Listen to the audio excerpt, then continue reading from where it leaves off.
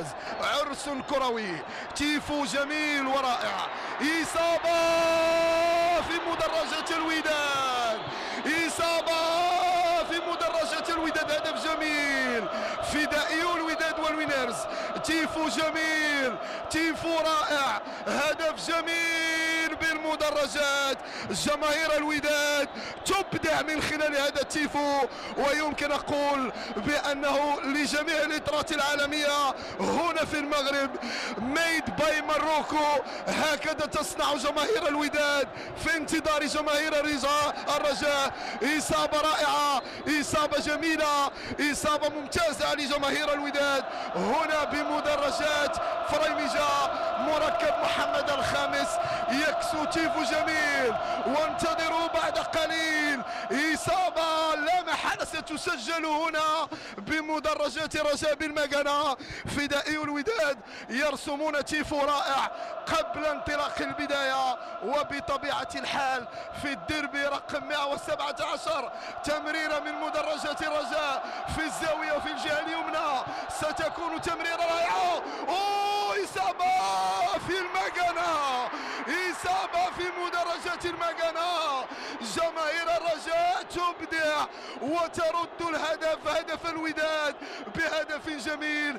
تعادل هنا في المدرجات بين جماهير الوداد وجماهير الرجاء، فيمكن أن أقول هذا هو الإبداع، وهذه هي صورة كرة القدم المغربية، وهذه هي رسالة الجماهير بأنهم يعشقون الإبداع داخل المدرجات.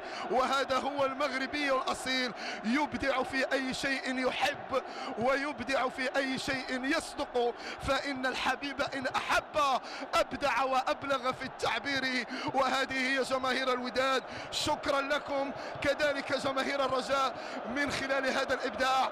يمكن أقول بأنها رسالة قوية إلى الجميع بأنه لا خوف على كرة القدم الوطنية ما دام وراءكم لاعب اسمه لاعب رقم 12 يبدع ويتألق. إذن على بركة الله بعد لحظات ستنطلق المباراة بين الوداد والرجاء في الديربي 117. بسم الله مجراها ومرساها هنا بمركب محمد الخامس. سنتابع وتابعنا بطبيعة الحال إبداع المدرجات في انتظار إبداع الميدان مرة أخرى. مفخرة وشابو، ويمكن أقول ترفع لكم القبعة. الرجاء يعاود الكرة، الرجاء يعاود الكرة ويرفع تيفو. طريق سيار في انتظار أن تكون العودة الميمونة لجماهير الرجاء ولفريقها لسكة النتيجة الإيجابية. إذن على العموم مفخرة لكل البيضاويين. الوداد ترد من خلال المدرجات.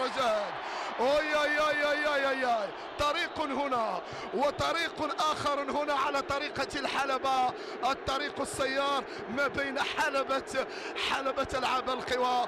يمكن أقول برافو برافو برافو بلاتير، كان يمكن أن تكون ضيفنا الكبير. عيسى حياته كان يمكن أن تحضر وتشاهد إبداع الجماهير التي تستحق اللقب الإفريقي، ولما لا إن شاء الله اللقب العالمي. إذا مفخرة، رسوم ولوحات فنية رسمها أحسن الرسامون وأحسن المصورون، ويمكن أن نقول بأنه إبداع جميل وجماهير تتنافس في الإبداع، تتنافس في إعطاء الصورة. وأكيد بأنه مركب محمد الخامس ومدرجات مركب محمد الخامس ستظل شاهدة على التاريخ لتقول بأنه لا تستنجد بالأطلال فنحن حاضرون.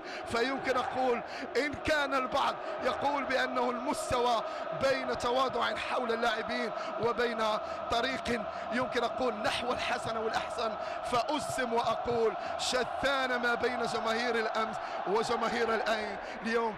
فالإبداع متواصل، فالإبداع متواصل. اعذروني إن لم أواصل بنفس الرتم لأنه الجماهير رفعتني وسحرتني بأشياء جميلة. إذا برافو للوداد، برافو للوينرز، برافو كذلك لكل إلترات الرجاء ولكل إلترات الوداد. فاليوم مع الإبداع إبداع جميل بين الطرفين، بين جماهير الوداد وبين جماهير الرجاء.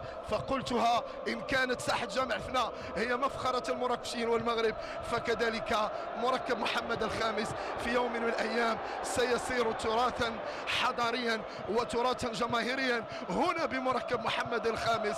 إصابة